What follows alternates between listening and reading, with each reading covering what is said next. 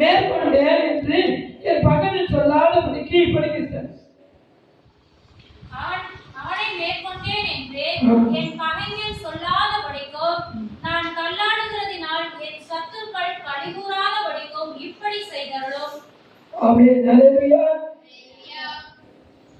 எங்கேயாவது பிரேயருக்கு போனா இப்போ பிரேயர் போறோம்னு வச்சுங்க, உடனே கேட்பாங்க, சிஸ்டர் முன்னாள் பாசிங் பிரேயரை போட்டீங்க எப்படி உங்களுக்கு தெரியாது, சிவங்க வாய்ஸ் தானே தெரியுது. ஹல்லேலூயா. அது ஒரு ஹைலைட் தானே. 3 நாள் பிரேயர்ல இருந்தேன், 3 நாள் பிரேயர்ல இருந்தேன் சொல்லத்தை காட்டுறேன். 3 நாளா என்னுடைய ஆவி, ஆத்மா, சரீரம், என்னுடைய வாய்ஸ் எல்லாமே கர்த்தருக்கு நான் கொடுத்தேன். ஹல்லேலூயா. அதனால் தேவன் நிஜமே வச்சுக்கிறான். ஹல்லேலூயா. ஆமென். கர்த்தருக்காக நம்ம ஆவி ஆத்மாவை கொடுத்து பாருங்க, கர்த்தர் நம்மை நடத்துவார். அவர் எப்படிப்பட்டவர்? காண்டாமிருகத்தின் ஒத்தமாக உள்ளது. ஹல்லேலூயா. ஆண்டவராக இயேசு கிறிஸ்து நமக்குள் வரும்போது அவர் பழையவைகள் எல்லாம் ஒழித்து போகும், புதிய சிருஷ்டியை நம்மை மாற்றுகிற தேவன். ஹல்லேலூயா. ஆராதனை கர்த்தர் எனக்கு நன்மை செய்தபடியால் அவரை பாடுவேன்.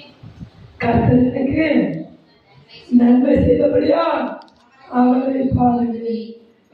சொல்லலாமா? யாருக்கு கர்த்தர் நன்மை செய்திருக்கிறார்? கர்த்தர் எனக்கு நன்மை செய்தபடியால் நான் அவரை பாடுவேன், அவரை துதிப்பேன், அவரை ஆராதிப்பேன். ஹல்லேலூயா. ஏன்னா மனுஷன் இல்லை, எனக்கு செய்தது கர்த்தர். ஹல்லேலூயா. எப்போதும் அப்படி சொல்லி கொண்டிருக்கணும். தாவீதுடைய உயர்வு எப்ப தரமா வந்தது? ஆண்டவரை துதிக்கும் போதுதான்.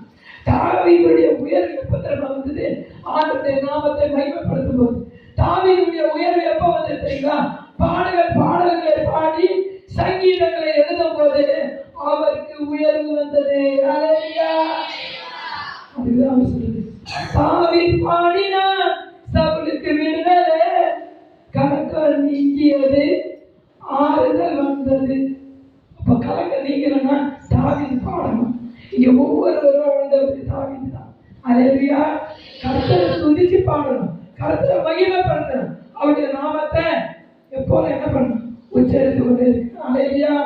இன்னைக்கு 3 நாள் உபவாசப்பட்டு முடிந்தது நேற்று. இன்னைக்கு சண்டே ஆராதனை, இன்னைக்கு ஆசீர்வாத கூட்டம், எல்லாத்தையும் கர்த்தர் என்ன பண்ண போறாரு? ஆசீர்வாதத்தை கையை வச்சு ஸ்தோத்திரம் பண்ணுவோமா?